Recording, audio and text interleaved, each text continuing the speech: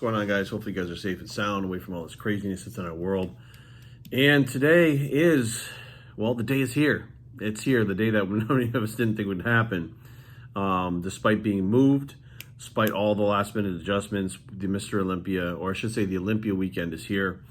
It is taking place in Orlando. We all know this stuff already. I'm just kind of recapping some stuff for those of people that are just tuning in and may not know what's going on, or see this video that actually don't follow the fitness and stuff, but they, follow my page for whatever reason, or Facebook or whatever.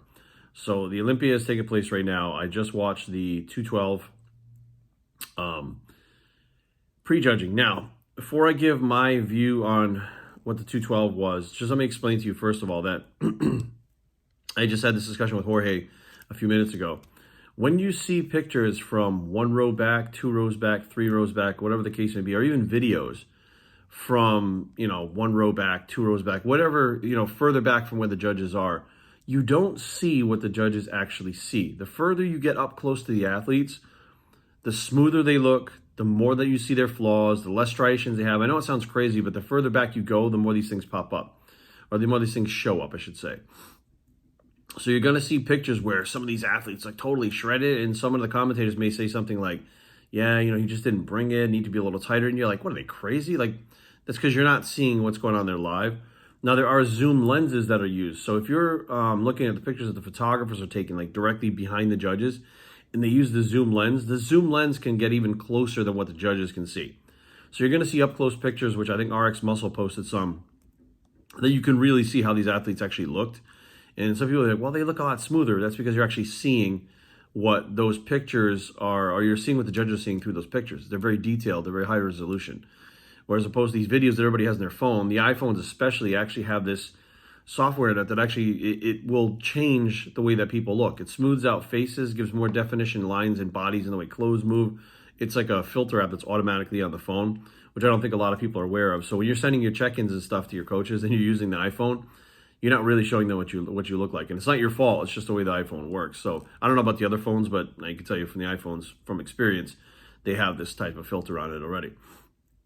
Now, what did I see as far as the pre-judging went? So first call out, I saw 6 guys. I saw Peterson, Kamal, Angel Calderon, Lunsford, and Sean Clarita. Now, I'm going to start with number 1 and work my way down. All right. I see first, my personal opinion is we have Sean and Kamal. Kamal, the reigning champ. Sean and Kamal have 2 different physiques. It's like apples and oranges. And you can like one and not the other one. Somebody has to win and somebody has to lose. One side of their fans are going to be pissed off. One side of their fans are going to be okay. Now, looking at the shots from the videos, the pictures, I really like to use the up-close pictures at a high resolution from the actual photographers. It could go either way. It literally you could flip a coin, and just because it's 2 different physiques. However, I saw Sean beating Kamal in some shots, and I saw Kamal beating Sean in some shots. So looking at it, like, it could almost technically be kind of dead even. Now, when we got to the midsections, here's where things are, to me, that there's, both of them have something going on with their midsection. So Sean has a distended stomach this morning, but Kamal has a thicker waistline in general, just genetically. So technically, both of them have a flaw in their waist, and then, Kamal's really shredded in some places. Sean's really dense and thick in other places. Sean's rounded, full. If you look at it from the fact that Sean definitely, I think, excuse me, has enough size, if he's not bigger, he looks bigger because of the roundness, than Kamal. So, okay, well, size-wise, if Kamal may actually, physically be bigger. However, Sean has the illusion of being bigger on a lot of these shots. And depending on where the judge is, if you're a judge sitting closer to Sean and Kamal's on the other side and you're a judge sitting on the other side, you're going to see Sean as being bigger than Kamal. So some of those judges are actually going to see Sean outweighing him or being bigger than him. So be aware, depending on where you sit at the table, if you're angled this way or this way, whichever athlete's closer to you, they're going to actually look bigger. That's part of just how it works. So I think that Sean definitely could take it. In my personal opinion, what I liked about Sean was the fullness, the density, the symmetry, just a beautiful flowing physique personally. The distended abdomen, I mean, he's got a distended abdomen. I think that's going to be enough to hold him back. I don't. Now, Kamal is the reigning champ. did Sean knock him out? No, I don't think it was a knockout shot. I think that he pushed him. I think that Sean absolutely could win. But I think, to beat the champ, you got to knock the champ out. Now, again, Sean brought something very special, I think. It was apparent from the second I saw them that he's going to be pushing Kamal for second or first. And I'd say right now, it's like, to me, it's tied. I have both of them tied right now. Sean won some shots. Kamal won some shots. If it was me and I was a judge, I would have them both tied. I would have to look for something that would be such fine details that would be the tiebreaker. Now, what I did find is the back pose. I saw Kamal's posing trunks. This is going to be something that many people don't understand.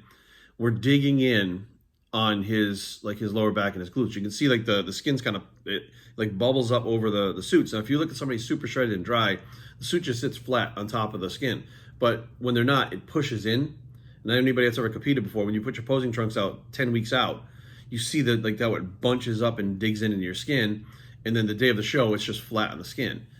So I looked at Kamal, I said, it's either water or a little bit of fat left, but the trunks do dig in there. And that is my go-to for tiebreakers every time. You can tell who's harder by whether the trunks are pushing in or not.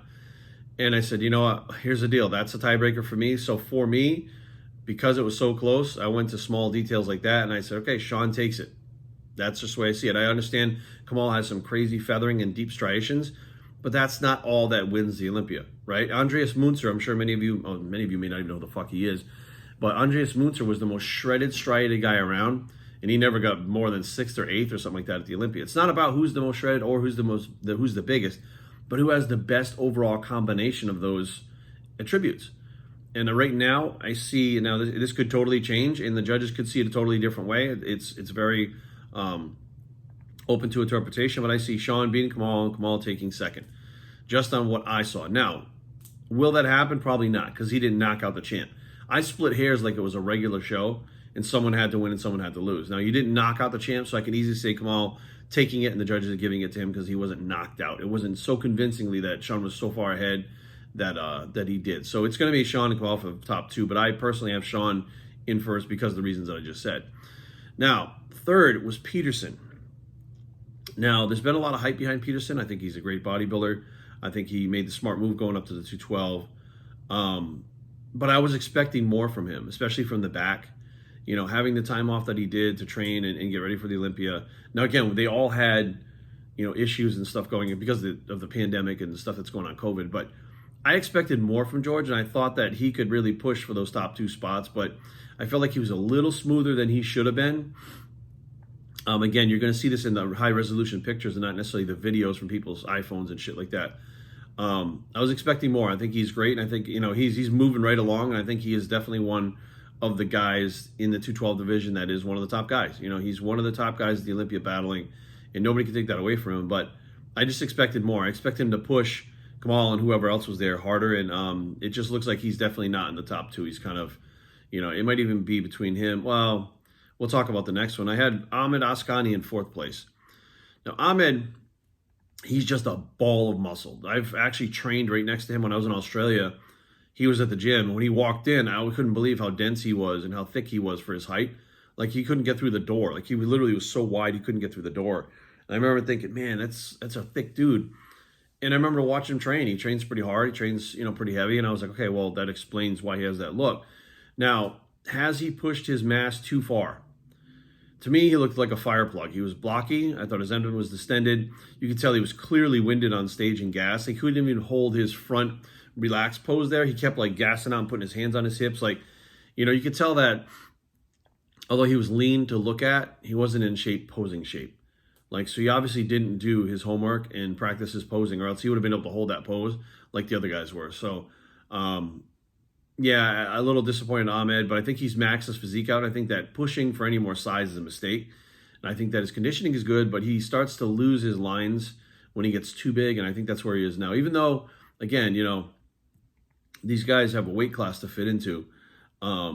Sometimes they fit into that weight class and they still start to look a little more distorted as time goes on. And I think that is where he's at now. So I think he should stop with the size thing. Just concentrate on streamlining his physique a little bit to get the lines a little bit better.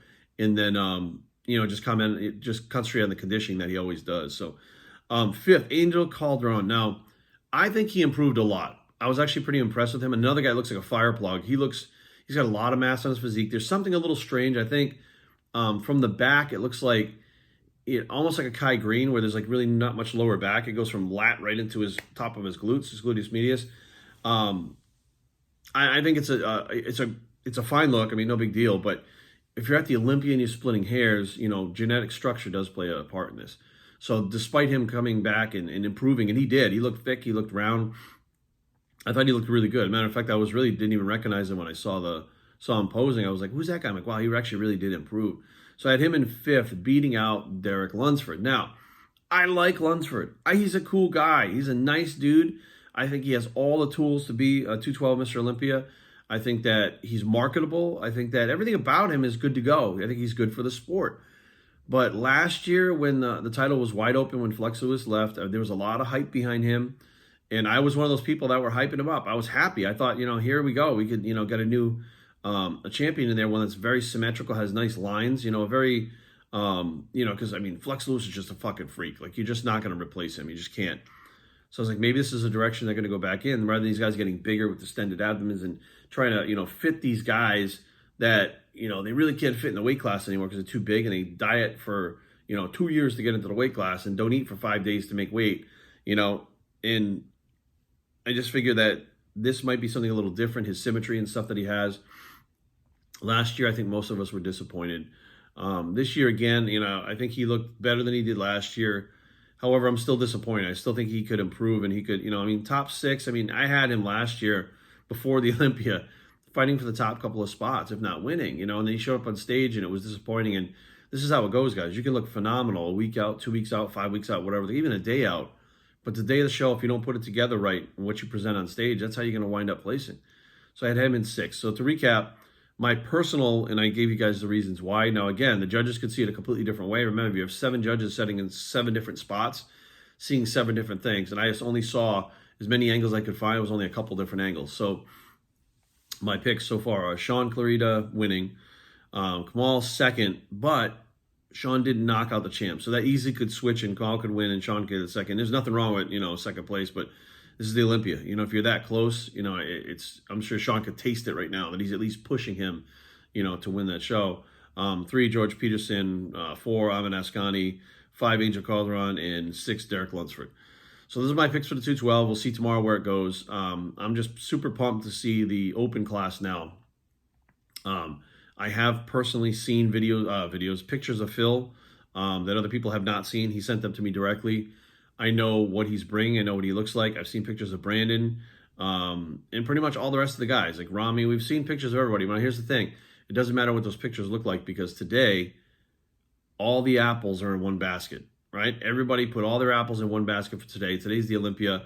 Today's the day they need to peak on and then maintain it for tomorrow. So all the work, all the pictures, all the bullshit, all the hype, all the arguments, all whatever went on, today it ends. Today we're going to see within the next few hours of who's gonna most likely be Mr. Olympia Open, who's gonna push that top spot, who improved, who are new up and comers. Like, we're gonna see a whole bunch of stuff today that I think is pretty awesome, and I'm excited for that. So 212 is down, and we're waiting for the Open right now.